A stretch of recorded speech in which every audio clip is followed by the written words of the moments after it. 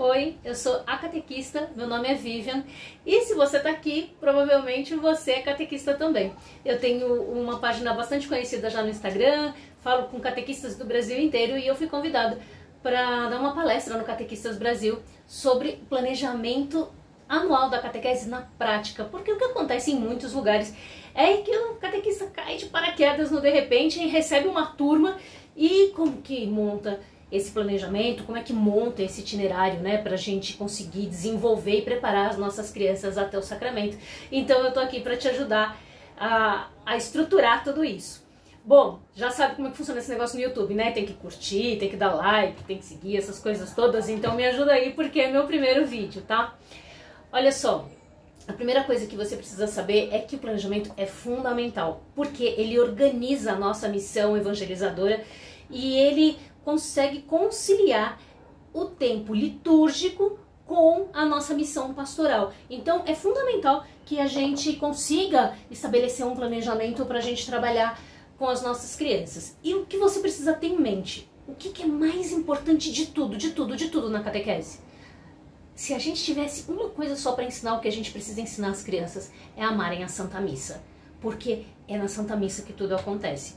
Então, não importa qual seja a etapa que você está trabalhando, esse vai ser o nosso grande objetivo, é fazer a criança viver, o adolescente, o adulto até viver a Santa Missa.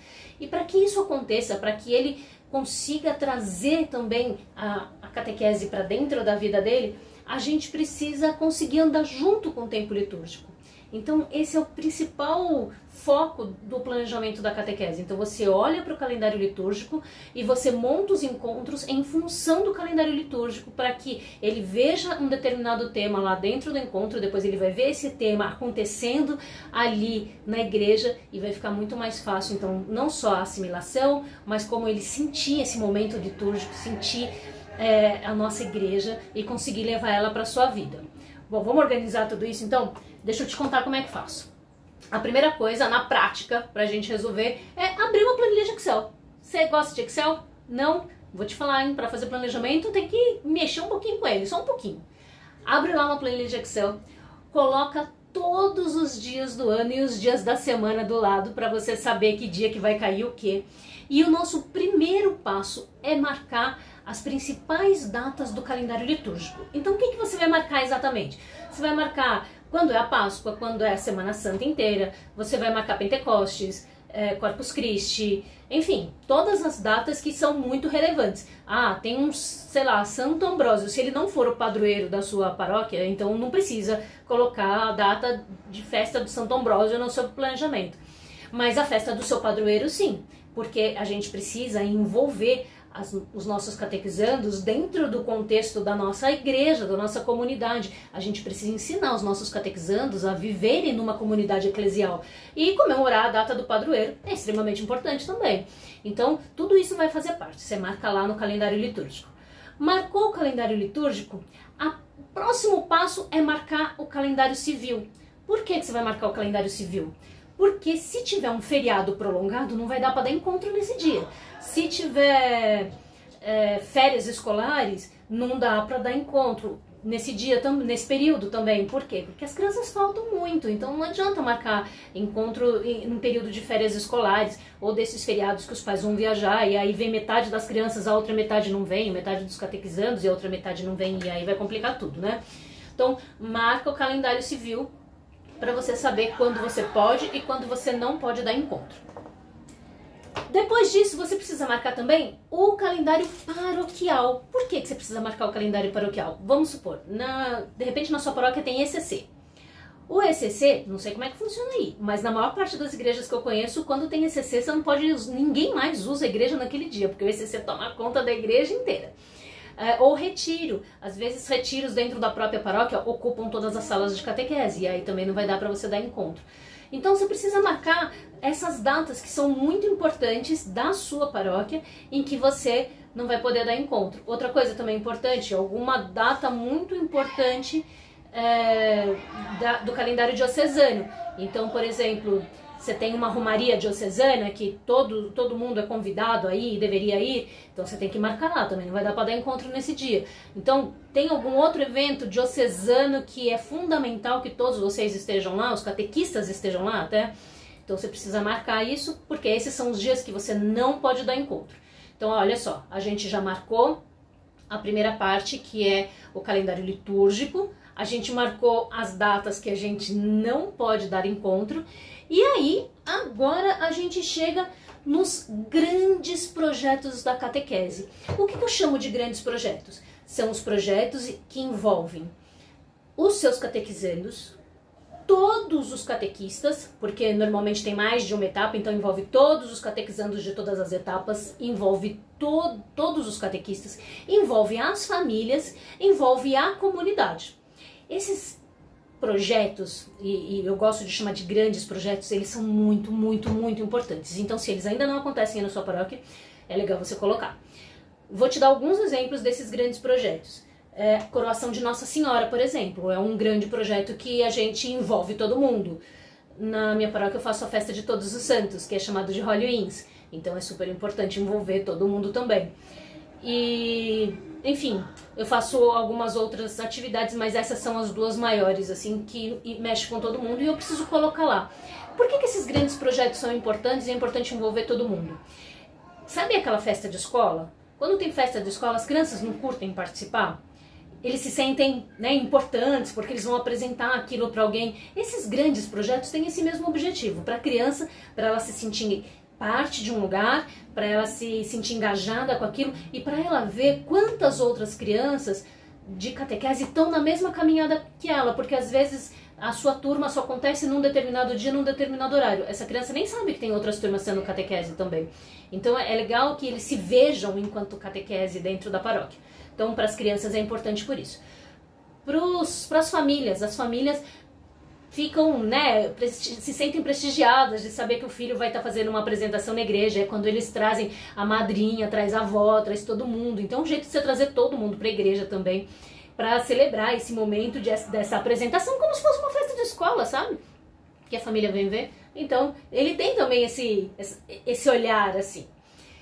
É importante para a comunidade, porque a comunidade vê o trabalho da catequese. Uma das coisas que eu mais recebo de reclamação ou de lamúria lá na minha página no Instagram são os catequistas falando assim: Vivian, mas ninguém apoia a catequese. Então, ninguém apoia a catequese, mas você está mostrando o trabalho da catequese? Porque às vezes a gente não mostra o trabalho da catequese, a gente tem que mostrar.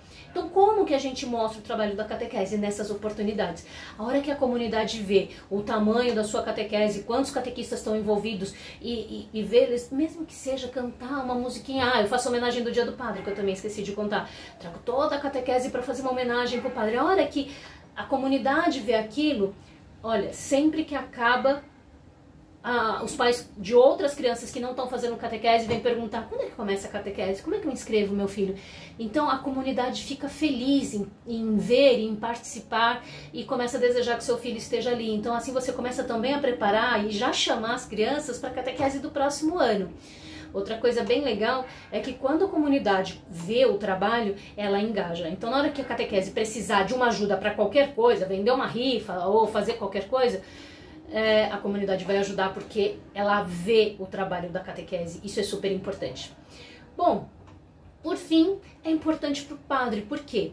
Porque nem sempre os padres conseguem acompanhar o trabalho da catequese. E não é por maldade, é porque eles têm um mundo de coisa para fazer. Então, quando você traz a catequese toda e ele vê o trabalho, vê a quantidade de crianças que ele tem, né, sobre a responsabilidade dele, porque ele é o grande catequista, ali, então quando ele vê isso, ele fala: nossa, preciso ajudar esses catequistas. Então, se você não tem muito apoio do seu padre na sua paróquia, é importante esses momentos para que ele consiga enxergar a catequese e ver o trabalho que você está fazendo. Então fica aqui a minha sugestão, eu acho que é super importante, mudou a catequese na minha paróquia, esses grandes projetos. Então, basicamente, eu tenho esses que eu te falei, a coroação de Nossa Senhora, a homenagem ao Dia do Padre e o Holy Week, são os 3 grandes projetos, e eu tenho um diocesano, que é uma feira vocacional que acontece aqui na minha região. E aí, não acontece na minha paróquia, acontece dentro de um santuário, né, um espaço maior, e aí eu levo os meus adolescentes, minhas crianças, levam todos os catequizandos lá. Eu faço uma gincana nesse espaço para que eles aproveitem a feira vocacional e eles conheçam mais da feira vocacional. E essa é uma forma de engajar todo mundo, e aí eles se encontram por lá e é muito legal. Então, marca lá os grandes projetos da catequese, porque alguns desses projetos demandam ensaio, então você tem que se organizar, por isso você já tem que marcar ele no seu planejamento logo agora. Por fim, chegou a hora da gente distribuir finalmente os temas daquela etapa que você está trabalhando. Então, como que você define esses temas e aonde você vai colocar? Bom, vou começar ao contrário. Você vai colocar estes temas nos espaços que sobraram, lembrando que a prioridade é você ajustar o tema ao calendário litúrgico. Então, Pentecostes, você vai dar quando for Pentecostes. E aí, como que eu costumo fazer? Eu sempre coloco um pouquinho antes. Então, Pentecostes vai cair sei lá, no dia 10 de junho, então qual que é o encontro antes do dia 10 de junho? Porque primeiro ele aprende Pentecostes, depois ele vive o Pentecostes. Então em todos os encontros eu faço isso. Semana Santa. Uma semana antes da Semana Santa eu dou o encontro de Semana Santa, para depois eles viverem a Semana Santa. O encontro de Domingo de Ramos. Uma semana antes do Domingo de Ramos eu dou o encontro de Domingo de Ramos. Então você marca, já tinha marcado no calendário litúrgico, agora você vai marcar os encontros. Começa com esses encontros que tem data litúrgica certinha e depois você vai encaixar os outros encontros. Por exemplo, você está com uma turma de primeira Eucaristia e aí você tem que falar da criação. Às vezes não dá tempo de falar da criação no primeiro semestre. E tá tudo bem, porque quando você pega os livros de catequese, muitas vezes ele tenta seguir uma ordem cronológica da Bíblia, mas a catequese não é isso. A catequese ela precisa ser vivenciada, a gente precisa viver a liturgia. Então, não tem necessidade de ter uma ordem cronológica no seu cronograma. O que é importante é que você viva o calendário litúrgico, porque é isso que pede a nossa igreja. Outra coisa, tem muitos livros de catequese que dão uma prioridade enorme para o Antigo Testamento.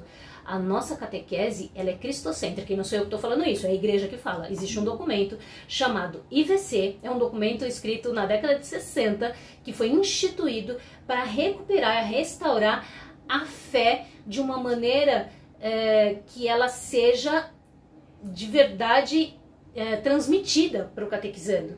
Então, com o passar do tempo, né, a catequese deixou de ser como ela era antes, iniciática da fé, para ser simplesmente doutrinatária e sacramental. Então a criança vai lá, ou o adolescente, o adulto, recebe lá tem um encontro sobre mandamentos, um encontro sobre sacramentos, meia dúzia de regras e recebe o sacramento. Ele vai embora e não volta nunca mais. Não é isso que é fazer catequese, a gente precisa transmitir a fé. E como que a gente transmite a fé? Aí a igreja desenhou um modelo chamado IVC para que a gente aprenda a transmitir a fé. Então existe um tempo para cada coisa. O IVC propõe 4 tempos. A gente enquanto catequista não tem autonomia para implantar o IVC. Essa é uma demanda para o padre, porque requer uma série de detalhes e ele precisa envolver todas as pastorais que envolvem sacramento. Então não é papel do catequista implantar o IVC, mas o IVC nos dá o norte de como os conteúdos devem ser trabalhados. Então, lá se você pegar o modelo do IVC, vou colocar depois uma fotinha aqui para você, ele tem 4 tempos. Dentro desses 4 tempos, o primeiro tempo, ele fala do pré-catecumenato, que é o momento de se apaixonar por Jesus. Então, você vê, não começa na criação. Começa em se apaixonar por Jesus, entender que Jesus é seu amigo, né? Aquela coisa toda, entender os milagres, as parábolas, para entender a proximidade de Jesus. Essa é a primeira etapa. A segunda etapa fala da igreja, então entender a nossa mãe igreja. Por que o padre um dia está de verde, um dia está de roxo, outro dia está de branco? Né? Quais são esses tempos da igreja? Por que a gente tem os objetos litúrgicos? Por que a gente tem N símbolos dentro da igreja? O que são as devoções, o que são as orações, né? Por que a gente reza, como é que a gente reza? Então, é a igreja, aprender a amar a igreja. Aí vem a terceira etapa. Aí sim a gente chega na formação para sacramento. A gente vai ver tudo que está no catecismo. Vamos ver os sacramentos, vamos ver os mandamentos, vamos ver as orações e a nossa profissão de fé. E é lógico que dentro desse contexto a gente não pode esquecer de falar de Nossa Senhora, de falar de São José, né? Pai de Jesus, patrono da igreja. A gente precisa falar dos santos anjos. Então a gente vai encaixando todos esses outros temas, né, que são importantes daquela etapa, nesses espaços que sobraram depois de você ter marcado o calendário litúrgico. E quando você chega nesta etapa, né, e tem uma quarta etapa também do IVC, que é ser um jovem cristão, que é viver a fé. Então é a etapa que eu adaptei para perseverança, que é a nossa quarta etapa na minha paróquia. Então esse é o formato para você ter um planejamento estruturado e você conseguir fazer com que a criança viva de verdade esse caminho de jornada da fé, essa experiência de fé. Os encontros, a gente quando estuda os livros que a igreja direciona sobre a catequese, o diretório da catequese, por exemplo, ele fala que o encontro precisa ser mistagógico. Então, o que é o encontro mistagógico? O encontro mistagógico é um encontro que você consegue ser mediador, porque a gente não é professor, não é a tia, a gente é catequista, e o catequista ele é mediador entre esse encontro do catequizando com Jesus. E esse encontro só faz sentido quando a gente respeita a nossa Santa Igreja e a gente segue aquilo que ela já criou. A gente não precisa inventar a roda, o ano litúrgico está aí para a gente seguir e viver. Então fica aqui, minha dica, agora você já sabe montar o seu planejamento. Se você quiser ver um modelo de planejamento para cada etapa, no meu site, você vai lá, acatequista.com, tem um botão verde, PDFs gratuitos, aí você entra nesse botão verde de PDFs gratuitos e baixa lá um modelo de planejamento, que é o que eu vou estar usando nesse ano, mas se você estiver vendo esse vídeo em outro ano, todo ano eu posto lá o planejamento, então tá sempre nesse lugarzinho, dá uma olhada lá e vai te ajudar bastante a se guiar. E agora que você entendeu como é que funciona e como eu construí esse planejamento, vai ficar mais fácil para você fazer as suas adaptações aí na sua paróquia. Alerta de muito importante: a hora que você terminou de montar o seu planejamento, você precisa apresentar o seu planejamento para os outros catequistas que trabalham com você. Por quê? Porque a gente precisa viver em comunhão. Se a gente não viver em comunhão, a gente está fazendo a nossa vontade e não a vontade de Jesus. Então a gente precisa compartilhar esse planejamento, aceitar a opinião, para poder todo mundo participar. Se você é coordenador de catequese, então é mais fundamental ainda, porque as pessoas só vão cumprir o planejamento que você está sugerindo e está indicando se as pessoas se sentirem parte desse planejamento. Então compartilha com os outros catequistas, faz os ajustes necessários e por fim vai buscar a validação do seu padre.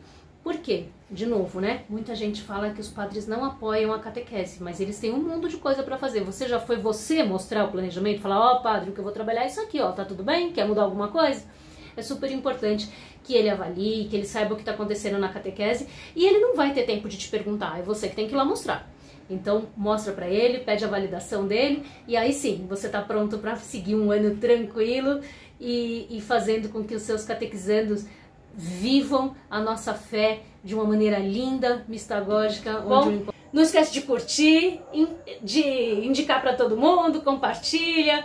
Se inscreve agora no canal, tem essa também para falar, né? Se inscreve agora aqui no meu canal e volta aí.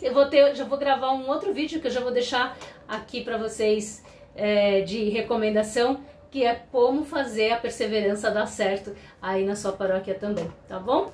Até mais, tchau, tchau!